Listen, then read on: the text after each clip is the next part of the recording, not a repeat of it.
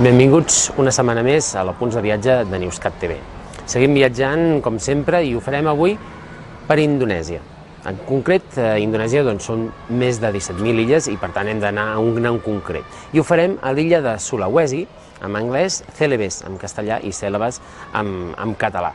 I en concret anirem a una part que és el centre d'aquestes illes per trobar una regió anomenada Tanah Toraja. És la regió dels Toraja, de fet Tanah Toraja significa terra Toraja amb el seu idioma, i és una regió compartida per aquesta ètnia que tenen alguns trets distintius. En concret, el principal és que són una ètnia convertida al cristianisme, però que és un cristianisme sincretitzat amb les seves cultures ancestrals, animistes, i per tant hi haurà certs elements de la seva religió que tindran aspectes una mica diferenciats del cristianisme que nosaltres puguem entendre. I en concret, el que és la cultura de la mort. De fet, hi ha qui diu que els Toraja viuen per poder morir. En concret, aquest sentiment de la mort és perquè, segons la seva cultura, ells han de ser enterrats amb una festa digna. I quan diuen digna, significa molt fastuosa. I com que és molt fastuosa, és molt cara, i per tant significa que quan una persona mor, la seva família ha de recollir diners per poder pagar aquesta festa i, per tant, poden arribar a passar fins i tot anys abans de poder enterrar la persona amb aquesta festa. Quan toca fer la festa, conviden a moltíssima gent, no només la gent del poble al voltant, sinó tots els parents que puguin estar lluny o fins i tot dels pobles al voltant. I el que fan és organitzar una festa al voltant de les seves cases tradicionals. Són unes cases amb uns pilars que permeten aixecar el nivell del terra per poder viure còmodament, i el teulat són uns teulats en forma com de barca invertida. De manera que fins i tot hi ha alguna teoria que diuen que eren antics mariners que van arribar aquí i van posar la barca al teulat per poder viure còmodament.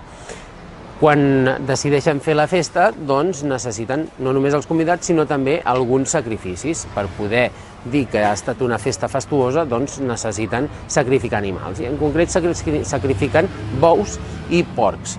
És per això que poden menjar el porc, perquè són justament cristians.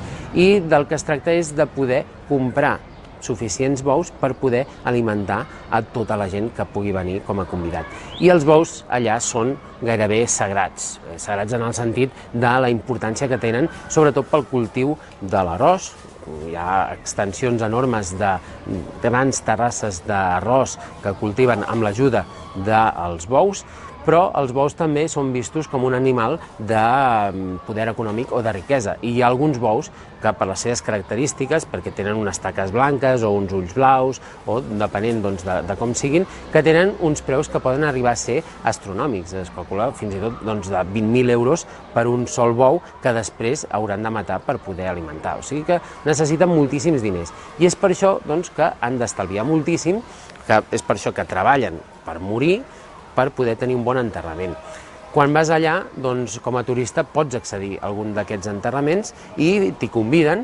Normalment has de portar alguna ofrena, ja sigui una mica de menjar o d'arròs, o fins i tot tabac. Allà el tabac els encanta, el posen amb una combinació amb espècie de clau que dona un gust característic i fins i tot un crepitar a la cigarreta quan l'encenen i crema, que li dona el nom de kretek, que és com es coneixen les cigarretes d'aquesta tipologia aquí a Indonèsia.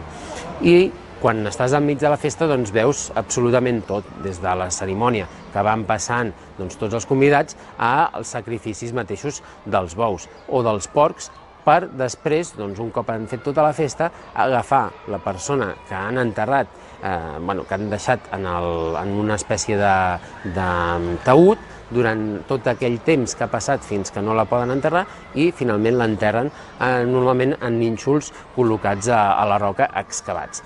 Què fan després?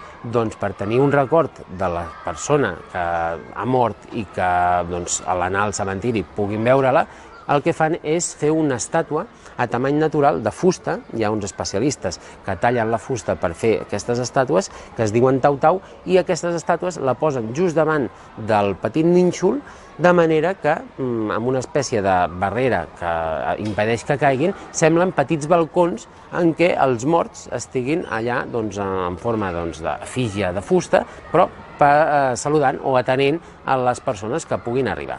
De manera que tu pots anar a un cementiri Toraja i veure exactament qui està enterrat allà, si era un senyor vell, si era una dona jove, perquè tenen la seva cara igual com l'havien tingut quan encara estaven vius. És la cultura de la mort tant a Toraja, a Sulawesi. Espero que us hagi agradat i la setmana que ve ens veiem en un nou vídeo de l'Apunts de Viatge de Newscat TV.